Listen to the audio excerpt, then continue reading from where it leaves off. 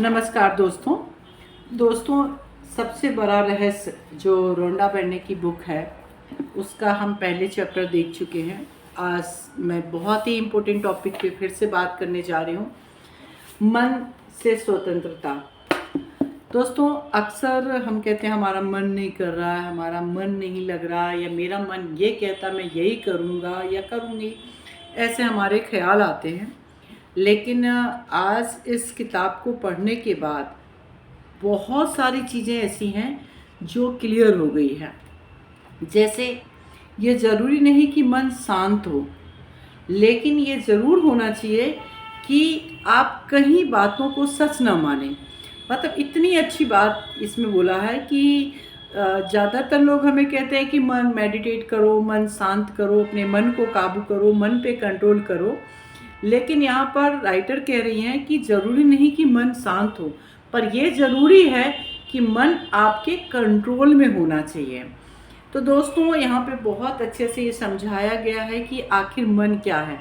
तो यहाँ पे बताते हैं कि मन आपकी जो है एक विचार है, और उस विचार के कारण और विचार होती जाती है और हम धीरे धीरे अपने मन के कंट्रोल में आ जाते हैं। तो यहाँ जो राइटर है वो बोलती है, बाहर की दिखने वाली हर समस्या दरअसल आपकी खुद की है, क्योंकि खुद की सोच के कारण ही वो समस्या की अनुभूति होती है, और वो अनुभूति कौन करवाता है? मन करवाता है। तो यहाँ राइटर बहुत अच्छे से बोलती हैं, अगर आप सकारात्मक विचार रखते हैं तो मन सकारात्मकता की ओर जाता है, और यदि आप नकारात्मक विचार रखते हैं तो मन नकारात्मकता की ओर जाती है। लेकिन मन का काम क्या है? अगर एक विचार आपके अंदर नकारात्मक आया, आपके भावना नकारात्मक होगी। जब भावना नकारात्मक होगी तो वो 1000 नकारात्मक विचार लेकर आएगा, फिर 1000 नकारात्मक विचार और नकारात्मक भावना की ओर लेकर जाएगा।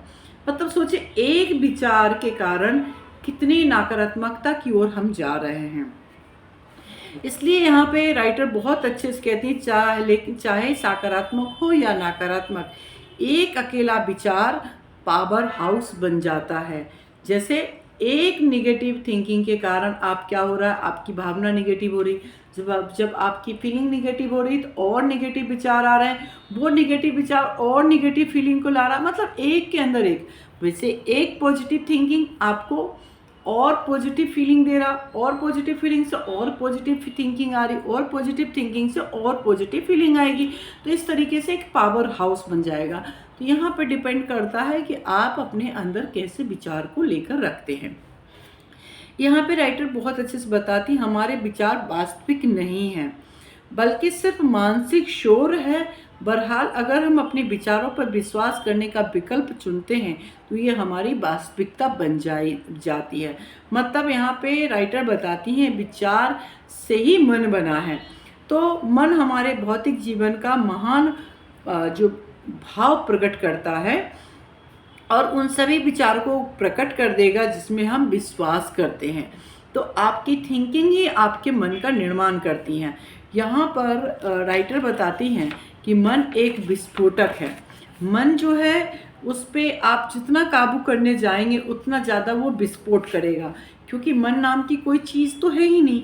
मन के अंदर में क्या है? विचार, और विचार परमानेंट है। मन एक ऊर्जा है, क्योंकि साइंटिस्ट ने कितना भी रिसर्च किया है, मस्तिष्क के रिसर्च होने पे कोई मन नाम की कोई चीज़ नहीं मिली है। वहाँ पे जो भी मिला है वो एनर्जी के फॉर्म में मिला है। तो एनर्जी के फॉर्म में क्या है? वर्ड्स हैं। जो विचार आप लाते हैं वो वर्ड्स हैं। तो यहाँ पे राइटर्स बोलती हैं कि जैसे आप अपने अंदर में जिस तरीके के विचार रखेंगे उसी तरीके से मन होगा। तो मन तो कोई चीज़ है नहीं, बस वो एक विस्फोटक है। तो आप सारे विचार झूठे हैं, एकमात्र सत्य वह है कि उनके बारे में आप जागरूक हो जाएं। तो मन को कंट्रोल करने की ज़रूरत नहीं है, क्योंकि मन तो कुछ है ही नहीं। मन आप कैसे कंट्रोल करोगे जिसका कोई अस्तित्व ही नहीं है? अस्तित्व तो विचारों की है। तो विचारों को आपको नोटिस करना है, कैसे? जागरूक होकर, कि किस प्रकार के ख्याल आपके मन में आ रहे हैं, किस प्रकार की थिंकिंग आपकी जनरली रहती है, और वो जागरूकता ही आपको अच्छे मन की ओर लेकर जाएगा। तो जागरूकता अवलोकन करती है, विचार मूल्यांकन करता है। तो जागरूकता जब आप होगे तो वो आपका अवलोकन करेगा किस तरीके के थॉट्स आपके अंदर में चल रही है, और उसके अनुसार वो आपके विचार को बनाता है। विचार हमारी भावनाओं को भी उत्पन्न करती है, और इसके बाद वह भावनाएं ज़्यादा विचारों को उत्पन्न करती है। अब जब हमारे मन में एक दुखद विचार आता है तो यह एक दुखद भावना उत्पन्न करती है, और एक दुखद भावना कई दुखद विचार को उत्पन्न करती है। इस तरीके से काम चलता रहता है। तो मन चेतना है जिसमें सीमाएं ओढ़ ली हैं। तो मन एक चेतना है, मन कुछ नहीं है, बस एक चेतना है। चेतना मतलब वो सिचुएशंस, वो परिस्थिति जिसने एक चादर को ओढ़ लिया है, और वो चादर किस टाइप की है, आपकी थिंकिंग की चादर है। मन बुरा नहीं होता। इतने सारे मोटिवेशनल स्पीकर हैं या धर्म गुरु हैं, इन सब लोग बोलते हैं मन को काबू करो, मन को ये करो। मन कोई कंट्रोल करने की चीज़ तो है ही नहीं। मन के पास में कोई अस्तित्व ही नहीं है, तो मन को कंट्रोल कैसे किया जा सकता है? कंट्रोल करने की चीज़ नहीं है। मन को जागरूकता से अपने थॉट्स को चेक करके आप अपने मन को जो है अपने अनुसार अपने कार्य में लगा सकते हैं। यहाँ राइटर बहुत अच्छे से बताती हैं, सौभाग्य मन होना सौभाग्य की बात है। इतने मोटिवेशनल स्पीकर इतने मिसगाइड करते हैं स्टूडेंट्स को और सबको, और उन्होंने वास्तव में मन के वो कैसे फ्रूटफुल बनाना, कैसे अपने अनुसार चलाने के लिए बनाना, वो मैकेनिज्म नहीं बताया जो मैकेनिज्म आज इस किताब ने बताया है। तो सौभाग्य से भगवान ने मन दिया है। मन कितनी बड़ी चीज़ है। सौभाग्य से एक मन दिया है जो कि एक भव्य औजार है, जिसका उपयोग करके आप अपने जीवन को अपने अनुसार बना सकते हो। यहाँ राइटर बोलती है जो आप आज हैं, जिस परिस्थिति में है, जिस चीज़ में है, वो आपके मन के कारण है। तो सोचिए, मन ने आज आपको यहाँ तक पहुँचाने में आपकी मदद की। तो मन जो है एक भव्य औजार है, जिसका उपयोग करके आप अपने जीवन को मनचाहे जीवन में बदल सकते हो। तो यहाँ पर जीवन, लेकिन कई लोग नकारात्मक विचारों पर विश्वास करने लगते हैं, उलझ जाते हैं, जिसके कारण मन की जैसी भव्य औजार की महत्व को समझ ही नहीं पाए हैं। तो आप पहले तो आप भगवान को धन्यवाद बोलें कि भगवान ने इतना मन दिया, मन जैसी चीज़ को दिया जो विचारों का संग्रह करके आपके जीवन को बदल सकता है। तो यहाँ विचार इतना चतुर चालाक होता है कि अपनी खुद की सुविधा के लिए हर चीज़ को विकृत कर देता है। जब हम नकारात्मक विचारों पर विश्वास करते हैं, जो दुख उत्पन्न होता है, तो ये दुख को ओढ़ लेता है और सुख को भगा देता है।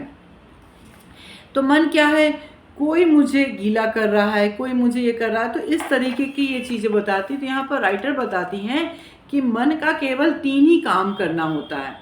मन क्या करता है, मन कुछ ज़्यादा नहीं, मन के 3 ही विचार होते हैं, और उस 3 विचार में से मन कहता है, मापता है, मन तुलना करता है, और मन वर्णन करता है। ये 3 आदतें अगर हम छोड़ देंगे, क्या क्या, मस्तिष्क मापता है, तुलना करता और वर्णन करता, ये 3 चीज़ें यदि हम अपने जीवन में छोड़ देंगे तो हमारा मन हमेशा हमारे अनुसार काम करेगा। ये 3 चीज़ें छोड़ना कठिन है, क्योंकि हमने अपने अंदर इतने सालों तक की हैबिट बना ली है, और वो हैबिट एक दिन में छूटने वाला नहीं है। वो हैबिट, बार बार राइटर बोलती हैं, जागरूकता के साथ में वो हैबिट को हम छोड़ सकते हैं। तो मस्तिष्क मापता है। मस्तिष्क मापता है कैसे? मापने का मर्थ कहाँ है? जैसे वहाँ पहुँचने में 2 घंटे लगेंगे, ऐसा होगा, आज बारिश होगी, आज भूख नहीं लगेगी, आज ऐसा, मतलब हम अपने मन को मापने में लगा देते हैं। इस तरीके के एग्जाम्पल्स हम हमेशा अपने काम को टालने में इसको उपयोग हो जाता है। फिर आपका मन तुलना करता है, हमेशा कंपैरिजन करके हम अपने आप को समझाते हैं या सही निर्णय नहीं लेते। जैसे मुझे बॉस पसंद नहीं करता, दूसरे को करता, मेरी सैलरी कम बढ़ सकती है या ज़्यादा बढ़ सकती है। इस तरीके से हम दूसरों के साथ में तुलना करते हैं। और तीसरा है कि वर्णन करना। वर्णन करना मानो आप खुद उन्हें ही देख सकते हैं, लेकिन आप मन की लगातार टिप्पणियों के बिना बहुत अच्छी तरह देख सकते हैं। कुछ चीज़ें नहीं है फिर भी हम उसका वर्णन करने लगते हैं। तो जैसा ये सचमुच में है, ये 3 आदतें यदि हम छोड़ देंगे ना तो हमारा जीवन बहुत अच्छा हो जाएगा। हमारा ध्यान ज़्यादातर सोच पर केंद्रित होता है, हम अपनी ही व्याख्यानों के जाल में फंस जाते हैं और जीने की पूर्णता को चूक जाते हैं, क्योंकि हम पहले से अनुमानित करने लगते हैं। तो इसलिए दोस्तों हमें 3 आदत को चेंज करना है। मस्तिष्क का काम है मापना, तुलना करना और वर्णन करना। इन तीनों चीज़ों से धीरे धीरे बचा जा सकता है, और बचने का एक ही तरीका है जागरूक अवस्था में रहना, मतलब चैतन्य में रहना। तो हम इन तीनों चीज़ों से बच सकते हैं। हम ये सोचते रहे कि जीवन में होने वाली चीज़ें कष्ट उत्पन्न करती है, ऐसे हमारे फालतू के सोच होते हैं जिसके कारण हम ये करते हैं। यहाँ पे राइटर एक चीज़ बताती हैं कि आपके पास में झूठ ये कहानी है कि हम शरीर और मन के सिवा कुछ नहीं है। ये झूठ कहानी है, क्योंकि हमने पहले भी देखा शरीर भी कुछ नहीं है और मन भी कुछ नहीं है जो अभी हम देख रहे हैं। और अभी तक हम लोग यही सोचते हैं कि दुख शरीर को हो रहा है, तकलीफ शरीर को हो रहा है। इतने वस्त्र, इतने कॉस्मेटिक, इतने प्रोडक्ट, इतने भोजन व्यंजन, हर चीज़ किसको दे रहा है? ये शरीर को दे रहे हैं। इमोशंस की तकलीफ किसको हो रही? मन को हो रही है। जीवन किसके अनुसार चल रहा? मन के अनुसार। जबकि हम मन और शरीर से भी पड़े हैं, और ये दोनों चीज़ें वास्तविकता नहीं है।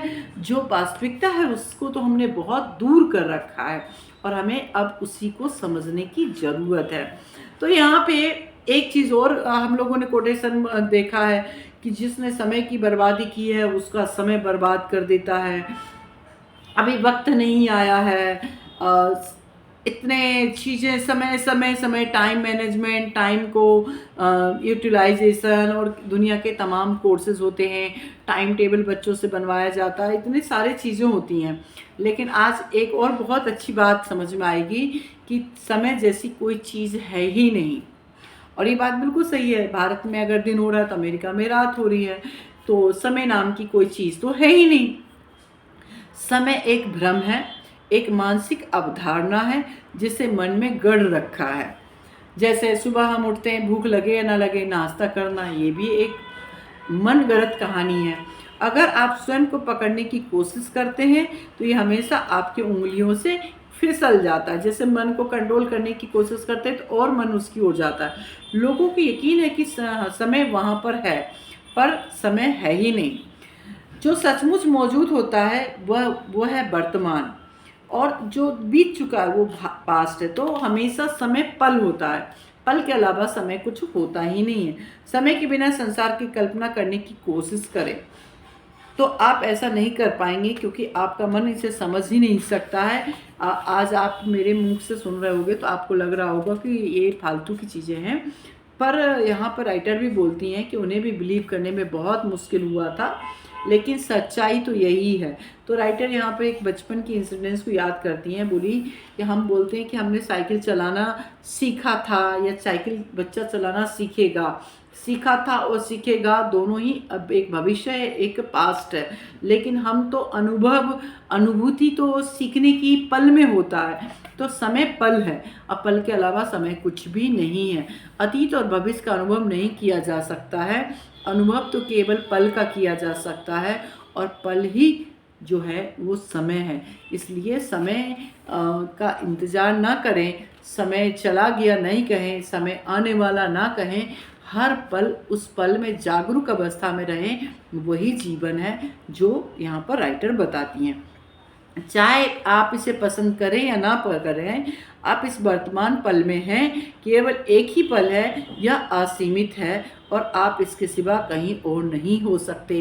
तो देखिए जितने धर्म गुरु हैं, मेडिटेशन है, उन सब में यही बोलते हैं ना कि जब आप भूत और भविष्य के पड़े हो जाते हैं तब आपका मन शांत हो जाता है। आज ये बात यहाँ पर पूरी तरह से सत्य हो गया है, क्योंकि जब आप पल में जीने लगते हैं तो आप अपने जीवन का सर्वोच्च जीते हैं। लेकिन जब हम भविष्य की बातें में सोचते हैं, तो भविष्य में होने वाली घटनाओं के बारे में सोचते हैं, तो हम आज भी खराब करते हैं और भविष्य के लिए भी वो ऊर्जा हम खराब भेजते हैं। ऐसे यदि हम पास्ट की बातों में खोए रहते हैं, हम अपने वर्तमान को भी खराब करते हैं। तो दोस्तों, समय नाम की कोई चीज़ नहीं है। आज से आप सोच लें, आपके लिए केवल वो पल है, वो अनुभूति है, जो अनुभूति इस समय आप महसूस कर रहे हैं। विचार के क्षेत्र से बाहर दोनों में से किसी का भी अस्तित्व नहीं है। अतीत स्मृति से बना है, भविष्य कल्पना से बना है। ये सिर्फ एक विचारों का ही खेल है। मन लगाकर अतीत और भविष्य पर केंद्रित रहता है, जिसमें से किसी का भी अस्तित्व नहीं है। इसलिए मन को वर्तमान में लाने के लिए ही ध्यान करना जरूरी है। और हमें लोग बताते हैं, हमारे आध्यात्मिक मार्गदर्शक बोलते हैं कि आप वर्तमान में जीना चालू करें, आपके जीवन में सब कुछ मिलेगा। आप नहीं है जिसे लोग पसंद या नापसंद करते हैं, या तो आपके बारे में उनकी कहानियाँ हैं, और ये कहानियाँ ही आपको आगे ले जाती। विचार क्या है? तो विचार ऊर्जा की गतिविधि है। भाव क्या है? ऊर्जा की गतिविधि है। तो आप विचार पास से उड़कर जाने वाली पक्षी जैसा होता है। कहते हैं 1 सेकंड में लाखों विचार आते हैं। अगर आप ध्यान करोगे तो आपको समझ में आएगा कि 1 सेकंड में लाखों विचार आते हैं। तो विचार तो एक पक्षी की तरह है, जो इस समय आपकी परिस्थिति है वो एक क्षण के बाद नहीं रहने वाली है। तो अपने विचारों को पक्षी के जैसे उड़ जाने दीजिए। आप जो हैं उसे सुनने के लिए विचार की ज़रूरत नहीं है, देखने के लिए विचार भी ज़रूरत नहीं है, आपके शरीर और परिवेश को अनुभूत करने के लिए विचार की ज़रूरत नहीं है। आप जो हैं वह विचार से स्वतंत्र हैं। आप जागरूकता किसी विचार के बिना सबसे पहले हर चीज़ को सुन रही है और देख रही है, अनुभूत कर रही है। तो आपको किसी प्रकार की चिंता करने की ज़रूरत नहीं है। ना ही तो आप शरीर हैं, ना ही आप मन हैं। और जो आप हैं उसकी परवाह करने वाला एक दिव्य चेतना है जो आपके ऊपर देख रहा है। जागरूकता जानती, यहाँ पर जागरूकता का मतलब होता है आपकी चैतन्य, आपके अंदर की वो ऊर्जा जो आपको संचालित कर रही है। वो ऊर्जा आपके बारे में हर चीज़ जानती है। तो ये बहुत अच्छी किताब है, जो कि सबसे बड़ा रहस्य जो बुक का नाम है उसको पूरी तरह से प्रूव कर रहा है। तो हम फिर मिलते हैं दूसरे अध्याय के साथ में। नमस्कार दोस्तों।